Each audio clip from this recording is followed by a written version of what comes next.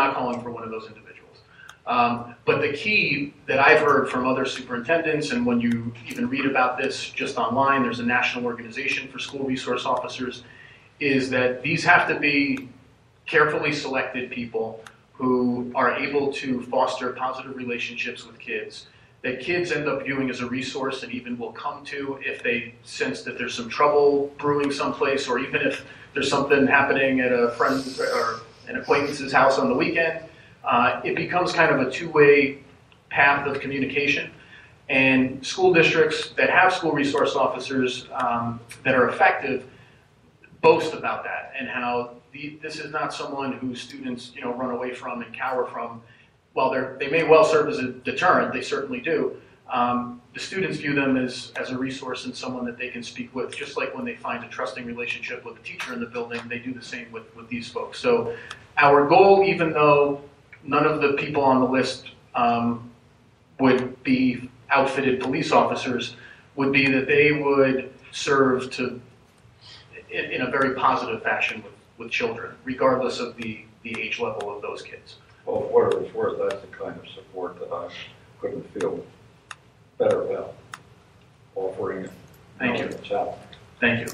Mike, I think that people should realize that, if this passes or doesn't, that you guys do a very good job working with the police department and making sure that our schools are safe. So this is something like you put out there that as a security, it's an improvement, it would be an enhancement of the current, the current plan that you guys have laid out, which, I think that you guys have put a lot of thought in and obviously are constantly revisiting. So I don't think people should feel that the schools aren't a safe place for our children. Thank you, and I hope I didn't come off that way. Our schools are absolutely safe, and in part because of the great work of the police, and I know the township folks come through pretty much every building a couple of times a day, I think it is.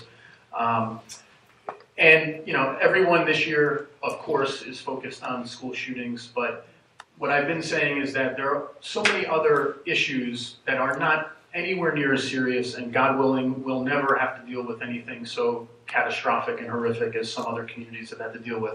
But just yesterday, for example, Washington Avenue, a fan shorted out in the boiler room. There was smoke. The building had to be evacuated. They were out there it was 80 degrees, and the principal was very happy when she called me. But they were out there for 20 minutes or whatever. That was an unforeseen thing.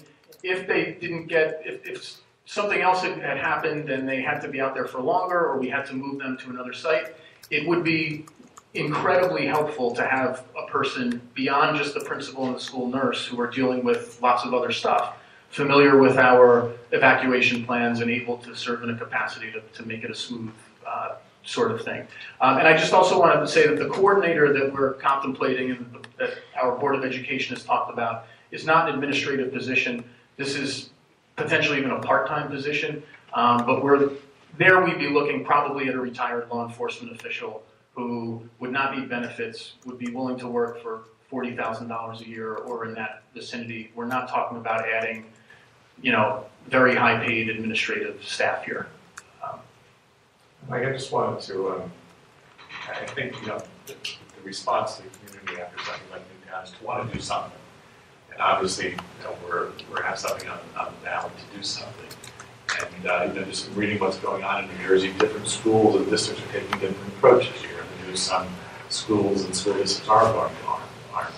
So I think it's going to be important in the months and years ahead to interact with our fellow superintendents and what's going around New Jersey and to get feedback as to, well, we tried this and it's working great, or we tried this and truthfully it's not working great. So we're in an experimental stage here. So what's the best practices first? That's a great point, and we think that this is a reasonable step forward, and we will be evaluating it, and if we have to revisit something or step back or step further forward, then we would, hopefully in an informed way where we're learning from other districts that are doing something similar or something a little bit different. Mike, if Newton didn't happen, would we be discussing this tonight? That's a good question. As high school principal, I was discussing my request for a school resource officer in 2006. This is something that I put in the budget as high school principal at Darren Grow, probably 3 or 4 years in a row. So I have felt strongly about this for some time. I can't say that Newtown hasn't been a bit of a catalyst this year to revisit some of these issues. Right. I guess my point is if that's the catalyst, if that's the reason, and if we're that concerned, why not on them? If that's the real issue. Well, I think... Why would you have somebody on it, is what I'm saying. And I will say, to Nicole's point, our police department, pre-Newton, has an extensive relationship with the schools. They have it in their daily routine, et cetera. Many citizens may not know that, but it's already there. So the point is, if that's really the concern, if you're going to go down this road, and if that's the concern, why not? And I get Bailey's point about kids. It's a hard issue, but it's a balance. But that's really the issue. Well, that's another great point. In the past, we've been focused primarily on the high school, and maybe to a certain extent the middle school too. But there are jurisdictional issues there because the middle school lies in the borough and the high school in the township. In the past, I think it's been primarily a cost factor because these are professionals, and professionals are far more expensive than others. I think that at the high school level, it's I'm a much bigger proponent of having a school resource officer present. At other buildings, I think that there are mixed feelings even in the law enforcement community. I know Governor Christie spoke out against having weapons in schools, armed guards and so on. And I think another professional police organization did the same. So I think that's a conversation that we should continue to have as we move forward, especially if we're fortunate enough to have this question approved and we have a coordinator who is going to be focused on best practices and making recommendations and maybe engaging outside entities to do assessments of our facilities and our practices.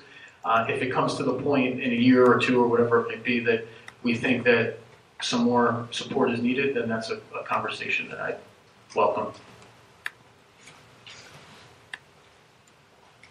Okay, so now I'll kind of get into the numbers, I guess, the more depressing part of the presentation.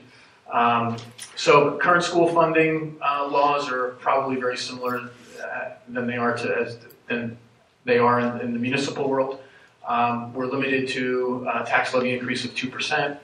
There are certain adjustments that school districts are granted. One of them is enrollment growth, for example, and we did qualify for an enrollment growth adjustment a couple of years ago, which we didn't use in full. So we're able to bank some of that. Health insurance increases, pension-related costs, et cetera. So this year our state aid is flat. Our debt assessment from the state has increased as it has in many other districts. So we're actually going to get a little bit less money than we got from the state of New Jersey. We qualify for a healthcare adjustment of $634,000, and then we have about $500,000 in banked cap from prior years. And of course, we all know that that's not money that the state gives us, it's just taxing authority. Mike, can you explain what that debt assessment is? Sure. Peter can actually do a better job, but it has to do with the projects that we, over the years, as we've built onto our schools, we've taken advantage of certain school funding incentives where they will, they pay 40%, for example, of a project. And they essentially have begun hitting districts with the state's debt obligation, I guess, or debt costs. They've been passing that back onto the districts after the fact. I'm sure it could. A few years back, this was, the first year, I think, of Governor Christie's school funding. Districts like Chatham, we lost 87% of our state aid that year. So we took it on the chin, and in the last couple of years, we've been, the state had informed us that their goal was to get us back to 2009-10 levels in 5 years. So they took 87% of our funding, and their goal was to make that up over the next number of years. That had been happening up until this year.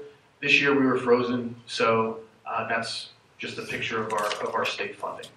So if you look at our state funding and our levy adjustments, tax levy adjustments, and so forth, by statute, our Board of Education, we could take the tax levy increase up to 4.13%. That was really the ceiling. And second questions do not count against that. So second questions are beyond the 4.13%, or they don't count against the 4.13%.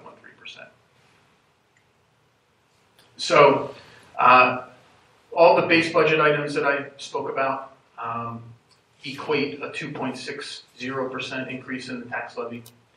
And then each of the second questions are about 0.4% increase.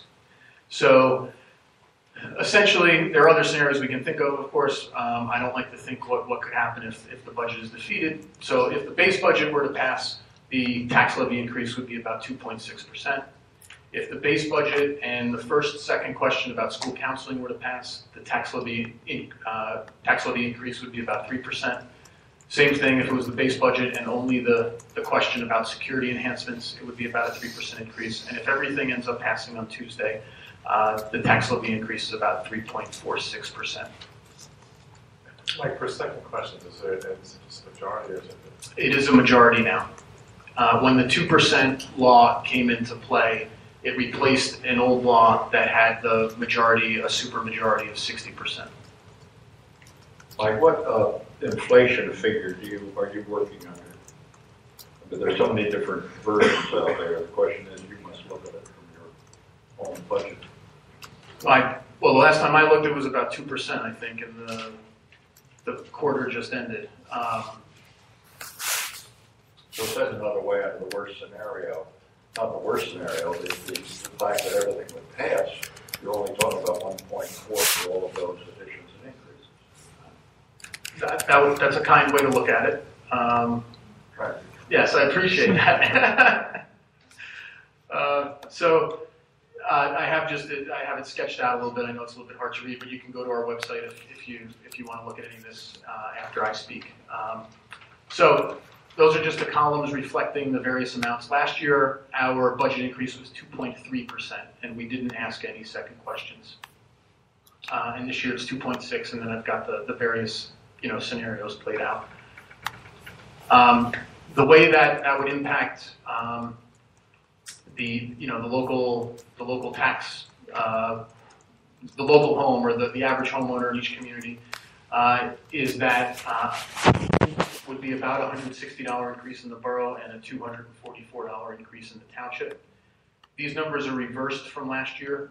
Last year, the borough, on the 2.3%, the borough took about a $307 hit on the average home, and the township had about a $120 hit. So one of those quirks about having a two-community school district is that it seems like the tax impact flips back and forth each year. And then you can see how the questions play out. So there's about a $5 difference per month if the second questions were to pass. And again, this is all up on our website to review. Sorry about that. These numbers too, these are kind of the overview of expenditures. And we did send a budget newsletter out also to the community that should arrive today or tomorrow if you haven't gotten it yet. That has some of this and also some revenue slides that you can see closer to hand. We didn't get everything into the budget that we might have liked. I've been hearing a lot about this from the BDOs who wish we had gotten some of these items into the budget, primarily those first two bullets. A larger high school expansion and the reintroduction of K through 3 world language staff, which we cut about 7 or 8 years ago. So that community, that early elementary community, still would like us to find a way to bring that back. And we haven't been able to find that way yet. And That high school expansion, when we did the project 2 years ago, there were two options that the architect at the time designed. One was a 4-room expansion, the other was a 7-room expansion. So that's one of the reasons